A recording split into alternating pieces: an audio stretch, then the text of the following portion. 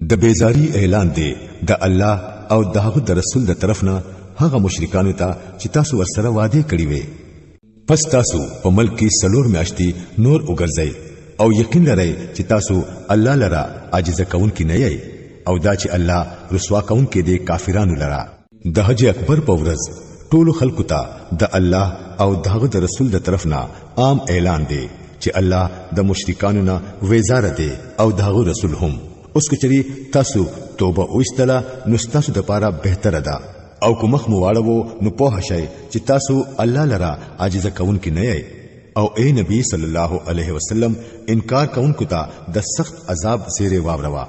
بغیر د هغه مشرکانو نه چې داغوی سره تاسو معاهده کړی دي او بیا په خپل وعده پوره کولو کې تاسو سره څه کوتاهی نه ده کړی او نه تاسو خلاف د چا سره امداد کړی دی. نو د داسې خلکو سره تاسو هم د خپل نیټه پوری وعده پوره کړئ ځکه چې الله متقیان خلق فخوي. نو کله چې حرامي میاشتې تیر شوي نو مشرکان قتل کړئ په کم ځای کې چې بیا مومئ او هغوی راونیسئ او ګیرې کړئ او د ګیرېدو په هر ځای کې ورته د سزا ورکولو دپاره کېنئ. کو هغوی توبه ویستله منځ قائم کړو او زکات ورکړو نو بیا یې پرېږدئ. الله معاف کوونکی او رحم کوونکی دی. او کو په مشرکانو کې څوک ستانه پناه وغواړي او د الله د کلام اورېدو دپاره تعالی راضي نو هغه له پناه ورکړه تر هغه پورې چې هغه د الله کلام واوري بیا هغه د خپل امن ځای ته ورسوا. داسې کول ځکه پکار دی چې دا خلک علم نه لري. د دې مشرکانو دپاره د الله او دغه د رسول په نس وعده اخر څنګه کې دی شي بغیر دغه خلکو نه چې تاسو ورسره د مسجد حرام په خوا کې معاهده کړی و. نو ترڅو پوری چې در سره هغه سیده چلیږي نو تاسو هم ورسره سیده چلیږئ ځکه چې الله متقیان خلق فخوي. خود دوی نه علاوه د نورو مشرکانو سره به وعده څنګه وشي چې دا غوي دا حال دی چې کو پتا سو باندې قابو بیا مندله نو نه به د خپل ولای لحاظ وکړي او نه به د معاهده د ذمہواری هغه په خلو باندې ستاسو درازي کولو کوشش کوي او دا غوي زلونه انکار کوي او په هغه کې زیات خلک فاسقان دي. هغوی د الله د آیاتونو په بدله کې لکشان قیمت قبول کړو بیا د الله پلار کې د بندیز لپاره ودرېدل. ډیر خراب کارونه وو کم چې با دوی کول. د مؤمن په معاملې کې نه دوی د خپل ولای لحاظ کوي او نه د سو واده د ذمہواری او زیاته همیشه د دوی د طرف نشوي دي. نو کچري دوی توبه وباسي او منځ قائم کړي او زکات ورکړي نو تاسو دیني رونه دي او د په خلکو د پاره مونږ خپل حکمونه واضح کوو. او که د واده کولو نه رستو دوی بیا خپل قسمونه مات کړي او ستاسو په دین باندې حمله شروع کړي نو د کفر د علمبردارانو سره وجنګيږئ ځکه چې د دوی قسمونو لا هیڅ اعتبار نشته. شاید چې بیا د توري په زور سره به هغوی منشي. آیا تاسو به د داسې خلکو سره نه جنګيږئ چې هغوی خپل واده ماتوي او هغوی قصد کړي وو چې رسول به د ملک نه وباسي او اول زیاته کوونکي هم هغوی وو؟ آیا تاسو د دوی نه یریږئ؟ که تاسو مؤمنان یې نو الله د دې زیات حقدار دی چې داغونه ویریږئ. د دوی سره جنگ وکړئ الله بس تاسو په لاس دوی له سزا ورکړي او دوی به خوار او ذلیل کړي او د دوی په مقابله کې به تاسو امداد وکړي او د ډیرو مؤمنانو زړونه به یخ کړي او داغوی د زړونو تاو به سول کړي او چې چاله خوښ شي هغه لبا د توبې توفیق هم ورکړي. الله په هر څه پوها او حکمت والا دی. آیا تاسو دا خیال دی چې تاسو به هم دغه سي پرې خو دی شي؟ حالکه الله خلا دا ندی لیدلی چې په تاسو کې هغه خلک څوک دي چې هغه د الله په لار کې سخت مهنت وکړو او د الله او دغه د رسول او د مؤمنانو علاوه بل څوک ځان له دوست نکړو. څه چې تاسو کوی الله دا غي نه خبر دی. د مشرکانو دا کار نه دی چې هغه د الله د جماعتونو محافظان او خادمان جوړ شي په داسې حال کې چې هغه په خپل ځان د کفر گواهی کوي. دا غوي ټول عملونه ضایع شول او په دوزخ کې به هغوی همیشه اوسيږي. د الله د جماعتونو آبادون کې محافظان او خادمان خو هغه خلک کې دي چې په الله او په ورځ د آخرت ایمان راوړي او منځ قائم کړي او زکات ورکړي او د الله نه بغیر د بل چا نه یریږي. هم د داسې کسانو په حق لا دا امید دی چې په سیده لار روان وي. آیا تاسو حاجیانو ته ابو ورکول او د مسجد حرام خدمت کول د هغه سړي د کار پشان برابر ګڼل دي چې هغه په الله او په ورځ د آخرت ایمان راوړو او د الله په لار کې سخت مهنت وکړو؟ د الله په نسخو تا دوانه برابر ندي او الله ظالمانو ته نه غلار نه خي. د الله سره خو د هغه خلکو درجه لوی ده چې ایمان راوړو او دغه په لار کې کور پرې خودو او په خپل مال او سری جهاد وکړو دغه کامیاب دي داغوی رب هغوی ته د خپل رحمت او د خپل رضامندۍ او د داسې جنتونو زیری ورکوي چې هلته داغوی د پاره د همیشه ژوند سامانونه دي پاغي کې به هغوی همیشه اوسيږي یقینا د الله سره د بدلی ورکولو د پاره ډیر سدي اے هغه خلکو چې ایمان مراوړې دي تاسو خپل پلاران او خپل رونه هم ځان له دوستان کوي کو هغوی د ایمان په مقابله کې کفر خوښ کړي پتا سو کې چې څوک هغوی ځان له دوستان جوړوي نو هغوی به ظالمان وي اے نبی صلی الله علیه وسلم ورته وایا چې کستاسو پلاران او ستاسو زامن او ستاسو رونه او ستاسو خزي او ستاسو خپلوان او ستاسو هغه مالونه چې تاسو ګټلې دي او ستاسو هغه کاروبار چې دا غي دا نه چلے دوستاسو سره یروي او ستاسو هغه کورونه چې ستاسو خوښ دي تاسو ته د الله او داغه د رسول او داغه په لار کې د جهاد کولو نه زیات غوړوي نو انتظار کوئ تر هغه پوري چې الله خپل فیصله ستاسو مخې ته راوړي او الله فاسقان خلکو ته لار خودنه نه کوي الله د دین مخکې په ډیرو موقعو کې ستاسو امداد کړي دي اوس د حنین د غزا په ورځ تاسو داغه د امداد شان لیدلې دي په دغه ورځ تاسو خپل ډیروالي مغرور کړی وای واغه ستاسو هیڅ پکار رانغه او زمکه در باندې سره د ارتوالی تنگ شوا او پښاو تختې دی بیا الله خپل تسکین په خپل رسول باندې او په مؤمنانو باندې نازل کړو او داسې لخرې راولېګلې چې تاسو ته په نظر نه راتلې او د حق نه انکار کوونکو ته سزا ورکړه ځکه چې هم دا بدله ده د خلکو د پاره څوک چې د حق نه انکار کوي بیا تاسو دا هم لیدل دي چې په دې طریقه د سزا ورکولو نه وروسته د الله چې چاله خوخوي هغه له د توبې استلو توفیق هم ورکوي الله معاف کونکي رحم کونکي دی اے مؤمنانو مشرکان پلید دي نو بس هغوی دی د دې کال نه وروسته مسجد حرام ته نږدې ناراضي او کو تاسو د غریبۍ نه یره کوي نو لري نه ده کو الله اوغاړي نو تاسو به په خپل فضل سره مالدار کړي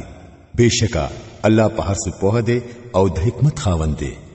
په اهل کتابو کې د هغه خلکو خلاف جنگيږي چې هغوی په الله او په ورځ د آخرت ایمان نه راوړي او چې الله او داغه رسول حرام کړی دي هغه حرام نه غني او دین حق خپل دین نه جوړوي د دوی سره جنگيږي د هغه وخت پوري چې دوی په خپل لاس جزيه ورکړي او واړو پاتې شي يهوديان وایي چې عزير د الله زوی دی او عیسایان وایي چې مسیح د الله زوی دی دا به حقیقت خبرې دي چې دوی د خپل خلون راوباسي د هغه خلکو پشان چې هغه د دوی نه مخکې په کفر کې اخته شوي وو په دوی دی د الله لعنت وي دا دوی د کم زین دوک کیږي دوی خپل عالمان او عابدان د الله نه سیوا خپل خدایان جوړ کړی دي او دغه شان مسیح د مریم زوی هم خپل خدای جوړ کړی دی حالکه دوی ته د یو معبود نه علاوه د بل چا د بندګۍ کولو حکم نه و شوی هغه ذات چې دغه نه بغیر بل څوک د عبادت لایق نشته هغه پاک دی د شرک نه دا خبرونه کوم چې دا خلق کوي دا خلق غواړي چې د الله رڼا د خپل خلو په پکو مړکړي خو الله د خپل رڼا د مکمل کولو نه بغیر بل څه منلو والا نه دی اگر کو د کافرانو هر څومره خوښ نه وي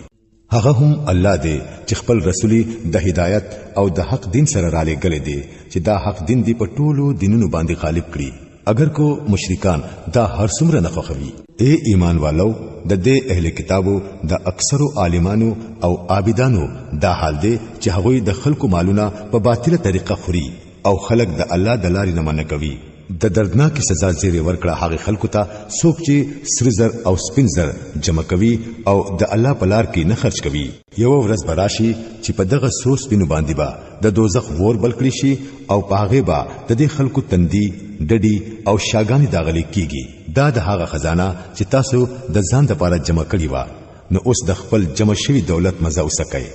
حقیقت دا دی چې د کلنه الله اسمانونه او زمکه پیدا کړی دي دا هغه وخت نه د میاشتو شمار د الله په کتاب کې هم 12 میاشتې ده او په دې کې 4 میاشتې حرام دي دا ټیک قاعده ده نو په دې 4 میاشتو کې په ځان باندې ظلم مکوئ او د مشرکانو سره ټول په جمع جنگيږي لکه څنګه چې هغوی ټول په جمع تاسو سره جنگيږي او په شی چې الله د متقینو سره دی نسخ په کفر کې یو بل زیات د کفر کار دی چې دا کافران پرې بیلاری کړی کیږي یو کال یو میاشت حلال کړی او بل کال هم هغه میاشت حرام کړی د پاره د دې چې الله کمی میاشتي حرامي کړی دي چې دا غي شمار هم پوره کړی او الله چې کم څه حرام کړی دي چې هغه حلال هم کړی داغوی بد عملونه داغوی د پاره خاصه جوړ کړی شوی دي او الله د حق نه انکار کوونکو ته هدایت نو کوي اے خلکو چې ایمان مو راوړې دي پتا سو شوی دي چې کله درته د الله په لار کې د وترو د پاره ویل شو نو تاسو د ځمکې سره اون خطای آیا تاسو د آخرت په مقابله کې د دنیا ژوند خوښ کړو چې دا سیدا نو تاسو ته معلومه وي چې د دنیا د ژوند دا ټول سامانونه به په آخرت کې ډېر لږ اوخیږي کو تاسو پانه سیدای نو الله به تاسو لا دردناک سزا درکړي او تاسو په زیبا یو بل ډله راپورته کړي او تاسو به الله ته هیڅ نقصان ونه رسولې شي هغه په هر څه باندې قدرت لري تاسو کو د نبی صلی الله علیه وسلم امداد اونکړو نو هیڅ پروا نشته الله دغه امداد په هغه وخت کې کړی دی کله چې کافرانو هغه استلې وو کله چې هغه صرف په دوو کې دویم وو کله چې هغه دوانه په غار کې وو کله چې هغه خپل ملګری ته وویل چې غم مکوا الله زموږ سره دی په هغه وخت کې الله پاغو باندې د خپل طرف نه د زړه سکون نازل کړو او داغه امدادي په داسې لخرو سره وکړو چې تاسو ته په نظر نه راتلل او د کافرانو خبره خکته کړه او د الله خبره خود د اوچتا الله زبردست دی او په دی اوزي کوسپکي او قدرانی او په خپل مال او سر باندې د الله په لار کې jihad وکړي دا ستاسو د پاره بهتره ده کو پوهیږئ اے نبی صلی الله علیه وسلم کو شریف فائدہ په اسانه حاصله دلا او سفر آسان وي نو دوی به ضرور تاسو سره تللو ته تیار شوي وو خو په دوی باندې دا لار ډیره سخت شوه اوس به دوی په الله باندې قسمونه خوري او وای با چې کومګه تلې شوي نو بهشکه چې تاسو سره به تلی وي دوی خپل ځانونه په هلاکت کې اچوي الله خپوهيږي چې دوی دروغجن دي اے نبی صلی الله علیه وسلم الله دې تا معاف کړي تا ولې دوی له رخصت ورکړو تا له پکارو چې تا دوی له خپل رخصت نه ورکولې چې درته معلوم شوی وي چې کم خلک رښتینی دي او دروغجن خلک به هم پیژندلی وو کم خلک چې په الله او په ورځ د آخرت باندې ایمان لري هغوی به هیڅ کله ته دا درخواست ونکړي چې مونږه په خپل سر او مال سره د جهاد کولو نه معاف کړه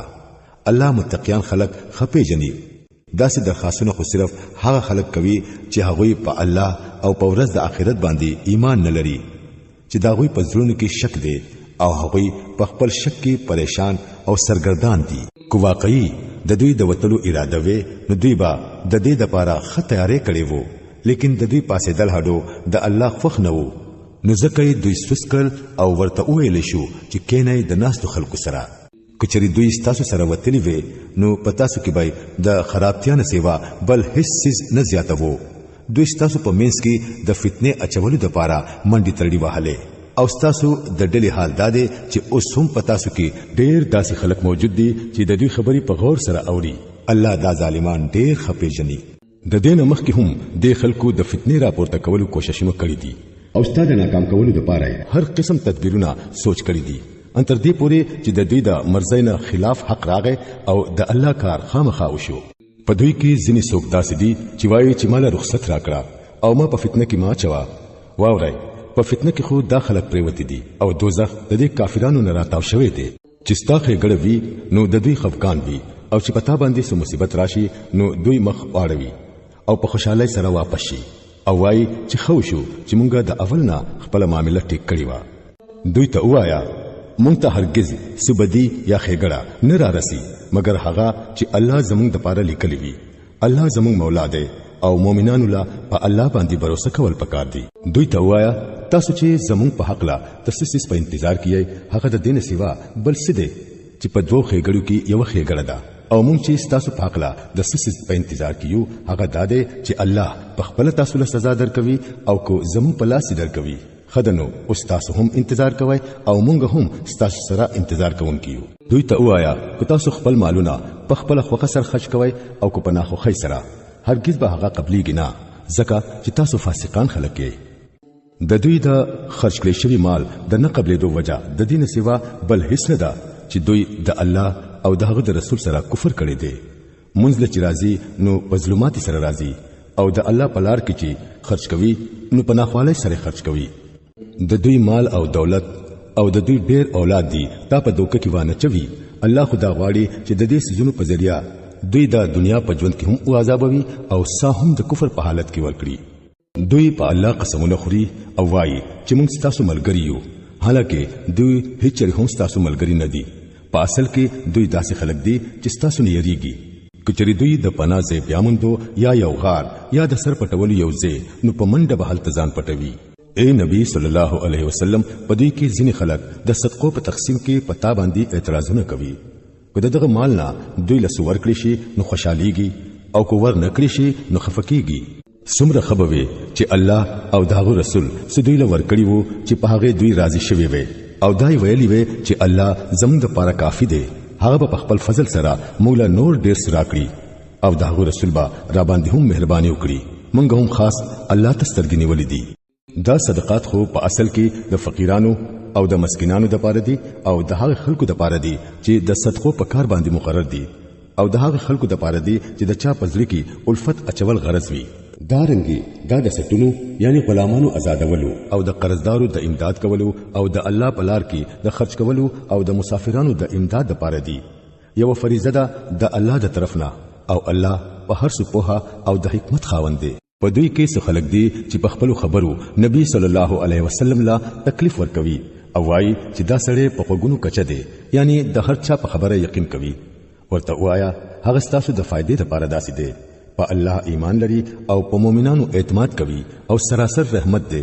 دا خلکو د پاره څوک چې پتا سو کې ایماندار دي او کم خلک چې د الله رسول الله تکلیف ورکوي دا غوي د پاره دردناک سزا ده. دا خلک تاسو په مخ کې قسمونه خوري د پاره د دې چې تاسو راضي کړي، حالکه کو دوی مؤمنان وي نو الله او د هغه رسول د دې زیات حقدار دي چې دوی دا غوي د راضي کولو فکر وکړي. ولی دوی ته معلومه نه ده چې څوک د الله او داغه د رسول مقابله کوي نو داغه د پاره د دوزخ ور دي چې همیشه به پکې اوسيږي. دا ډېر لوی رسوایی ده. دا منافقان د دین یریږي چې حسینا په مسلمانانو باندې یو داسې صورت نازل شي چې د دوی د زړونو رازونه ښکارا کړي. اے نبی صلی الله علیه وسلم دوی ته وایا نوري ټوکی کوي الله هغه سیس ښکارا کوونکې دی د کم سیس د ښکارا کېدو نه چې تاسو یریږئ. که د دوی نه تاسو کړي چې دا تاسو څه خبرې کولې نو ضرب وایي چې مونږ خو هسي مشغولې دو ټوکی مو کولې. دوی ته وایا آیا تاسو ټوکی د الله او داغه د آیاتونو او داغه د رسول سره وي؟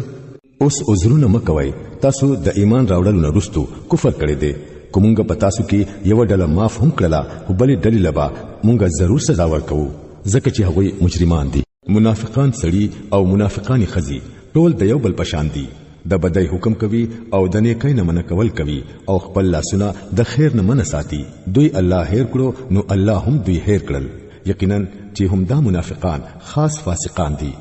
د دې منافقانو سړو او منافقانو خزو د پاره او د کافرانو د پاره الله د دوزخ د ور وعده کړی دا چې په هغه کې به دوی همیشه اوسيږي. هم دغه د دوی د پاره مناسب دی. په دې باندې د الله لعنت دی او برقرار پاتې کېدونکو عذاب دی د پاره د دوی. ستاسو تور طریقه هم هغه دا کوم چې ستاسو نه د مخ خلکو وا هغه ستاسو نه زیات زورور وو او ستاسو نه د زیات مال او د زیات بچو خاوندان وو. بیا هغه په دنیا کې د خپل حصے مزه وکړي او تاسو هم د خپل حصے مزه هغه سی وکړي لکه څنګه چې هغه کړی وي او تاسو هم په هغه شان خبرو کې اخته شوي په څنګه خبرو کې چې هغه اخته شوي وو. نو داوی دا انجام شو چې په دنیا او په آخرت کې داوی ټول عملونه ضایع شو او هم هغوی په خساره کې دي. آیا د خلکو ته د خپل مخکینو خلکو تاریخ نه دی را رسیدلی؟ د نوح علی السلام د قوم، د عاد، د سمود، د ابراهیم علی السلام د قوم، د مدین د خلکو او هغه کلی چې پاستر کړی شو دا غوی رسولانو هغوی تخکارخ نه خراوړي. نو د الله دا کار نه وو چې په هغوی باندې ظلم کړي وي خو هغوی په خپل ځان باندې ظلم کوونکي وو. مؤمنان سړي او مؤمنان خزي دا ټول د یو بل ملګری دي. د نیکۍ حکم کوي او د بدۍ نه منع کوي، منځ قائموي، زکات ورکوي او د الله او دغه د رسول حکمونه مني. دا هغه خلک دي چې په دوی باندې د الله رحمت ضرور نازلېږي. یقینا الله په ټولو باندې غالب دی او د حکمت خاوند. د دې مؤمنانو سړو او خزو سره د الله وعده ده چې دوی لبا داسې باغونه ورکوي چې لاندې به تری ولې بهيږي او همیشه به پکې اوسيږي. په دې همیشه شنو باغونو کې به د دوی لپاره پاک پاک کورونه وي او د ټولو نه غټه خبره ده چې د الله رضا به دوی ته حاصل شي. همدا لویه کامیابی ده. اے نبی صلی الله علیه وسلم د کافرانو او د منافقانو مقابله خپه طاقت سره کوا او دا غوي سره سختی شروع کړه. اخري ځای دا غوي دوزخ دی او هغه ډیر خراب ځای د قرار دی. دا خلق په الله قسمونه خوري او وایي چې مونږه هغه خبره نه ده کړې، حالکه دوی ضرور هغه د کفر خبره کړې ده. دوی د اسلام راوړل نو رستو کفر وکړو او د هغه کار کولو اراده وکړه چې اوی نه کړی شو.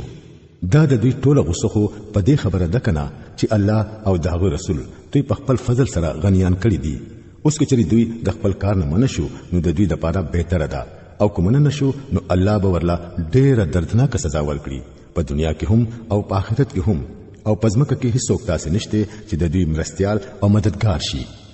په دوی کې ځینې خلک داسې هم دي چې هغه د الله سره وعده کړی و چې کو هغه په موږ فضل وکړو نو موږ به خیرات وکړو او صالحان به جوړ شو. خو چې کله الله هغه په خپل فضل سره مالدار کړل نو بخل شروع کړو او د خپل وعده نه مخ داسې واړو چې داغه ور سره هیڅ پروا نشته. نتیجه دا راوتله چې داوی د دې وعده خلافای په وجه کوم چې هغه د الله سره وکړه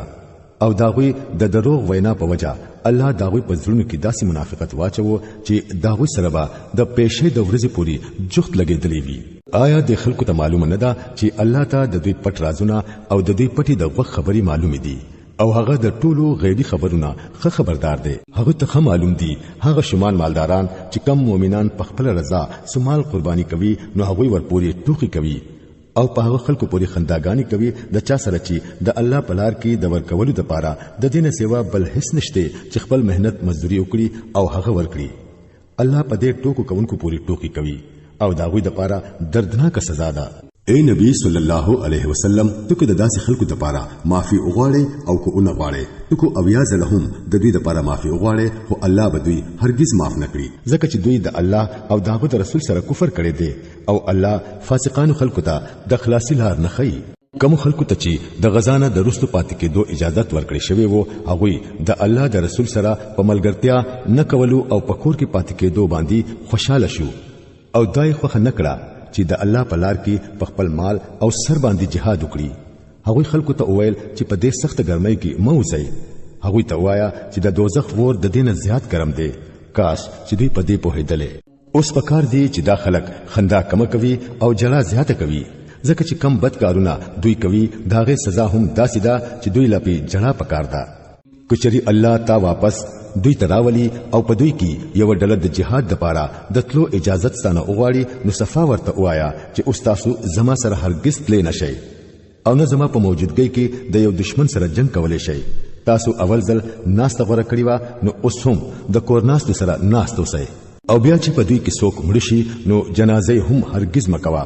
او په قبر هم مو ودرېګا ځکه چې دوی د الله او داغه د رسول سره کفر کړي دي او په داسې حالت کې مړ شوی دي چې فاسقان وو. د دوی مالداری او د دوی ډېر اولاد دي تا په دوکه کې وانه چوي. الله خدا اراده کړی دا چې د دې مال او د دې اولاد په ذریعہ دوی له په دې دنیا کې سزا ورکړي او روحونه تری په داسې حالت کې اوزي چې دوی کافران وي.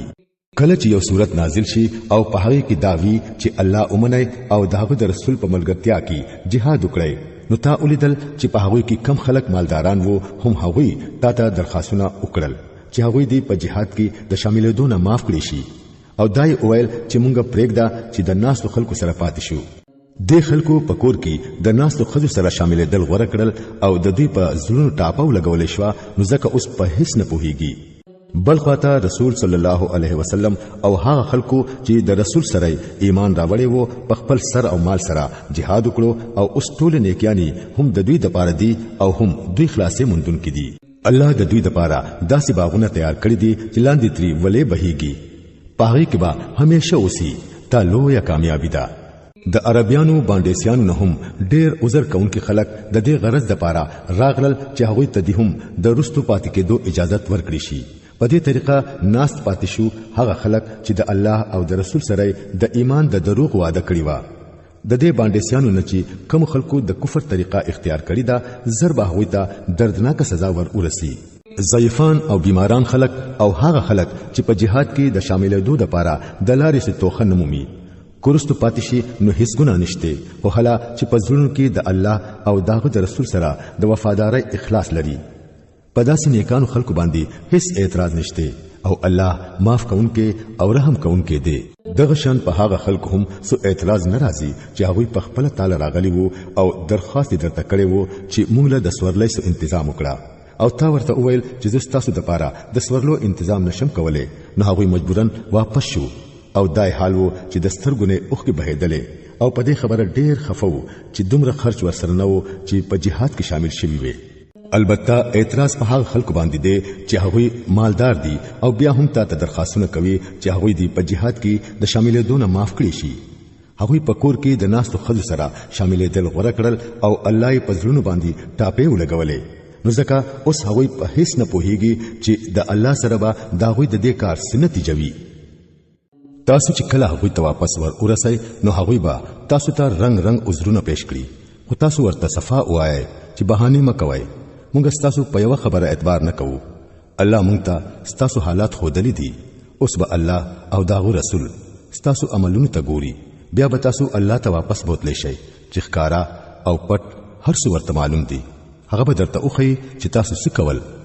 چې تاسو واپس شئ نو هغوی به درته د دې لپاره قسمونه خوري چې تاسو ورته څه ونه وایئ، نو بېشکه تاسو ورته هیڅ مه وایئ ځکه چې هغوی ګنده دي او د هغوی اصلي ځای دوزخ دی چې د هغوی د ګټي یعنی عمل په بدله کې به هغوی ته نصیب کیږي. هغوی به تاسو ته د دې لپاره قسمونه خوري چې تاسو د هغوی نه راضي شئ،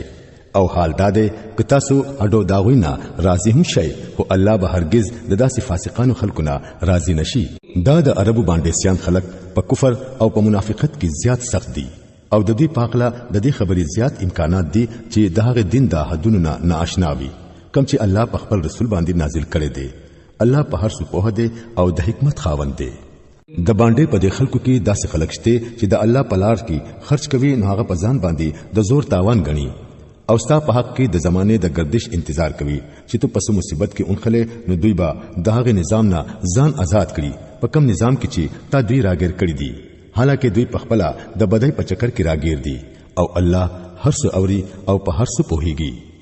او په باندې سيانو کې څو خلک داسې هم دي چې په الله او په ورځ د آخرت باندې ایمان لري او چې څو خرج کوي هغه الله ته د نزدېکت ذریعہ او د رسولنا د رحمت د دعاګانو د اغستلو ذریعہ جوړوي. او واوري ته خامخا د دوی لپاره د نزدېکت ذریعہ ده او الله به ضرور دا خلک په خپل رحمت کې داخلوي. بشکا الله معاف کونکي او رحم کونکي دی. هغه مهاجرین او انصار چې د ټولو نه اولی د ایمان دعوت قبول کړو او دغه رنګي هغه خلک چې په راستۍ سره په دوی پسې رستو راغلل، الله دا غوی ناراضي شو او هغه د الله ناراضي شو. الله دا غوی د پاره داسې باغونه تیار ساتل دي چې لاندې به تری ولې بهيږي او هغه به په هغه کې همیشه اوسيږي. دا لویه کامیابی ده. ستاسو نه غیر چا پیره چې کم د باندې خلک اوسيږي په هغه کې ډېر منافقان دي او د غشان د مدینه په اوسیدونکو کې هم منافقان شته چې هغه په منافقت کې کمال ته رسیدلي دي. ته نه پیژنې مونږ یې پیژنو. نږدې دی هغه وخت چې مونږ به هغه له 2 سزاګانی ورکړو، بیا به هغه د زیات لوی سزا لپاره واپس راوستلی شي. ځینې نور خلک دي چې په خپل ګناهونو قایل شوي دي، دا هغوی عملونه ګډوډ دي، څه نیک دي او څه بد. لري نه ده چې الله په هغوی باندې بیا مهربان شي ځکه چې هغه معاف کونکي او رحم کونکي دی. اے نبی صلی الله علیه وسلم ته دا هغوی د مالونو نه صدقه واخلا او هغوی پاک کړه او د نیکۍ په لار کې هغوی وړاندې کړه او دا هغوی په حق کې د رحمت دعاګانې کوه ځکه چې ستا دعا به دا هغوی د پاره د تسلی سبب وي. الله هر څه اوري او په هر څه پوهیږي. آیا د خلکو ته معلومه نه ده چې هغه هم الله دی چې د خپل بندگانو توبه قبلوي او دا هغوی خیراتونه قبلوي او دا چې الله ډېر معاف کونکي او رحم کونکي دی. او اے نبی صلی الله علیه وسلم د خلکو ته وایا چې تاسو عمل کوئ، الله او داغو رسول او مؤمنان به ګوري چې تاسو عمل به اوس څنګه وي، بیا به تاسو هغه ذات ته واپس راوستلی شئ چې هغه په پټ او په ښکارا په هر څه باندې پوهه دی او هغه به تاسو ته تاسو ټول عملونه وښیي. ځینې نور خلک دي چې داغوی معامله لا د الله حکم ته پاتې ده. کوئی خوښ شوا نو سزا به ورکړي او کوئی خوښ شوا نو بیا به پرې مهربان شي. الله په هر څه پوهه دی او د حکمت خاوند دی. ځینې نور خلک دي چې هغوی یو جماعت جوړ کړو د دې غرض لپاره چې د حق دعوت ته نقصان ورسوي او د الله د بندګۍ په ځای کفر وکړي او په مؤمنانو کې جدای راولي او دا په ظاهره عبادت خانه د هغه چا د لپاره د استوګنې ځای جوړ کړي چې هغه د مخکینه د الله او د هغه د رسول مخالفت کوي. دوی به ضرور قسمونه خوري او وایي با چې زمونږه اراده خو د خېګړې نه سیوا بل هیڅ نه و، خو الله گواه دی چې دوی بالکل دروغجن دي. تو په دغه کندر کې هیڅ کله ونه درېږي کم جماعت چې د اول ورځې نه د تقوا په بنیاد باندې جوړ شوی وو هغه د دې لپاره زیات موضوع دی چې ته په هغه کې د عبادت لپاره ودرېږي په هغه کې داسې خلک دي چې پاکه استوګنه خوښوي او د الله پاک اوسیدونکو خلک خوښ دي آیا نو تاسو څه خیال دی چې بهتره انسان هغه دی چې هغه د خپل ودانې بنیاد د الله په یره او د الله د رضا په تلاش باندې کې خو دی وي او که هغه دی چې خپل ودانی په غورځیدونکو ډډه غاړه باندې جوړ کړه او دی د ځان سره سیده د دوزخ ورته گزار کړو دا ظالمانو ته الله هیڅ نه غلار نه خي دا کوم ودانی چې دوی جوړ کړی دا به همیشه د دوی په زړونو کې د شک بنیاد وي دا شک اوس په هیڅ شان سره نه لري کیږي سیوا د دینا چې دغه زړونه ټوټه ټوټه شي الله خپوه دی او حکمت والا دی حقیقت دا دی چې الله د مؤمنانو نه د هغوی نفسونه او د هغوی مالونه د جنت په بدله کې په بیا غستل دي دوی د الله په لار کې جنگيږي بل هم وجني او په خپل هم وجل کیږي د دوی سره د جنت وعده د الله په ذمہ یو په وعده ده په تورات کې په انجیل کې او په قران کې او داسې څوک دی چې د الله نه زیات د خپل وعده پوره کوونکی وي نو خوشحالي وکړئ په خپل هغه سودا باندې کوم چې تاسو د الله سره کړی ده دا د ټولو نه لویه کامیابی ده الله ته بیا واپس کیدونکي یعنی توبه استونکي داغو عبادت کوونکي داغو تعریف ویونکي داغو د پاره پزمکه کې ګرځیدونکي داغو وړاندې رکوع او سجده کوونکي د نیکي حکم کوونکي د بدای نه منع کوونکي او داغو د حدونو حفاظت کوونکي دا شانوي د هغه مؤمنانو چې هغوی د الله سره دا بیا کوي او اے نبی صلی الله علیه وسلم د مؤمنانو لا زیر ورکړه د پیغمبر صلی الله علیه وسلم او د مؤمنانو سره دا نه خایي چې د مشرکانو د پاره د بخنی دعا وغواړي اگر کو هغه د هغوی خپلوان وي هر کله چې هغوی ته دا خبره واضح شوې ده چې دا مشرکان د دوزخ مستحق دي او ابراهیم علی السلام چې د خپل پلار د پاره کوم دعا غوښتلی و نو هغه خو د هغه وعده په وجوا کوم چې هغه د خپل پلار سره کړی و خو چې کله هغه ته دا پته ولګی دا چې پلاری د الله دشمن دی نو داغونه وېزار شو حق داده چې ابراهیم علی السلام ډېر د نرم زړه والا او د الله نه یریدونکو او صبرناک انسان وو د الله دا طریقه نه ده چې خلک د هدایت نه رستو بیا په گمراهۍ کې مبتلا کړي تر سوچ ورته صفا اونخی چې هغوی لا د کوم سيزونو نه بچ کېدل پکار دي په حقیقت کې الله د هر څه علم لري او دا هم حقیقت دی چې د اسمانونو او د ځمکې بادشاہي خاص د الله په قبضه کې ده داغه په اختیار کې ژوند او مرګ دی او تاسو هیڅوک داسې دوست او مددگار نشته چې تاسو داغونه بچ کړئ الله معاف کړل نبی او هغه مهاجرین او انصار چې په ډېر تنگ وخت کې د نبی سره ملګرتیا وکړه اگر چې په هغه کې د ډېرو خلکو زړونه کوګوالي تمایل شوی وو خو چې کله هغه په کوګوالي پسې لا نړل بلکې د نبی ملګرتیاي وکړه نو الله هغه معاف کړل بهشکه چې داغه معاملہ د دې خلکو سره د مهرباني او د رحم ده او هغه درې کسان هم هغه معاف کړل د کوم معاملې چې ورستو کړی شوی و کله چې زمکا د خپلې فراختیا باوجود په هغه باندې تنگ شو او خپل ځانونه هم ور باندې بار شو او هغه په شو چې د الله نه د بچ کېدو د پاره په خپل د الله د رحمت د لمنینا سوا بل هیڅ د پناه ځای نشته نو الله په د خپل مهرباني سره توجه وکړه د پاره د دې چې هغه الله ته واپس شي یقینا چې هغه ډیر معاف کونکي او رحم کونکي دی اے هغه خلکو چې ایمان راوړی دي د الله نه ویریږي او د رښتینو خلکو مرګرتیا وکړي د مدینه د خلکو د پاره او د غیر چاپیره باندې سیانو د پاره دا هرگز مناسب نه وو چې د الله رسول پرې خو دی او پکور کې ناس وي او داغه د طرف نه بے پروا شوي وي او د خپل نفس په فکر کې اخته شوي وي ځکه چې داسې به هیڅ کله اونشي چې دوی به د الله په لار کې لوګه تنده او ستړیواله برداشت کړي او د کافرانو چې کوم لار خوخه نه ده په هغه به دوی روان شي او د حق سره د دشمنی کولو بدله به دوی د یو دشمن نه واخلي او داغه په بدله کې به د دوی د پاره یو نیک عمل اونې لیکلی شي بهشکه الله د نیکانو خلکو د خدمت حق نه ضایع کوي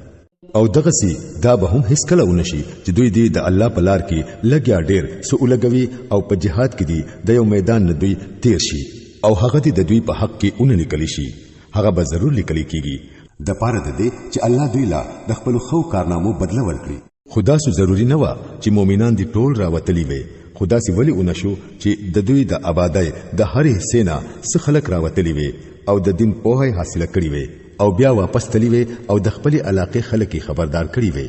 چې هغه د کفر د طریقې نه ځانونه بچ کړي وي. اے هغه خلکو چې ایمان مراوړې دي،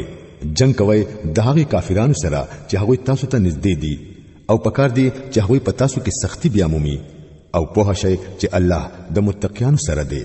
کله چې یو نوې صورت نازلېږي نو په هغه کې ځینې خلک د ټوکې په تور د مسلمانانو نه تپوس کوي چې وایي په تاسو کې د چا په ایمان کې په دې سره زیاتوالی راغی. د دې دا جواب دی چې کوم خلکو ایمان راوړی دی دا غوي په ایمانونو کې خو په حقیقت کې هر نازل شوی صورت زیاتوالی راوستي دی او هغه پرې خوشاله دي.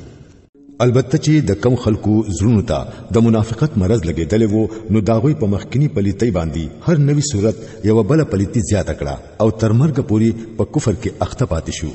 آیا دا خلک ګوري نه چې هر کال یو ځل دوی په ازمیښت کې اچولې کیږي خو په دې هم دوی نه توبه وباسي او نه سي عبرت حاصلوي. کله چې یو صورت نازلېږي نو دوی په سترګو کې د یو بل سره خبري کوي چې چرته سو خدای ته ګوري نه او بیا غلی شان په منډه بهر وځي. الله د دوی زړونه اړولې دي ځکه چې دوی ناپوهه خلک دي. ګورئ تاسو ته یو رسول راغلی دی چې په خپل تاسو نه دی تاسو په نقصان کې پریوتل پاغه ګران دي تاسو د کامیابی ډیر خواهشمند دي